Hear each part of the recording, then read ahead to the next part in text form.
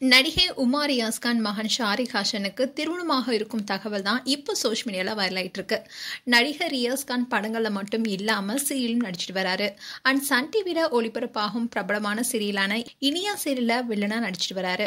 உமா ரியாஸ் கான் நடிகை அதோட தொலைக்காட்சியும் நடிச்சாங்க.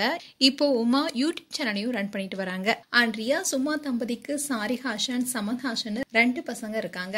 அதுல மூத்த மகன் தான் ஷாரிக் ஹாசன். இப்போ படங்கள்ல நடிச்சிட்டு வராரு. இவர் பிக் பாஸ் நிகழ்ச்சியில கூட கலந்துக்கிட்டாரு.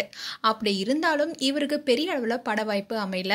இந்நிலையில தான் நடிகை உமா ரியாஸ்கனுடைய மகன் ஷாரிக் ஹாசனுக்கு திருமணமாக இருக்கு. கம்மிங் ஆகஸ்ட் 8 அன்னைக்கு அடியார்ல இருக்கிற ஒரு பிரபல ஹோட்டல்ல தான் ஷாரிக் திருமணம் நடைபெற இருக்கு. இந்த திருமணத்தை எளிமையான முறையில உமா ரியாஸ் கான் நடத்த இருக்காங்க.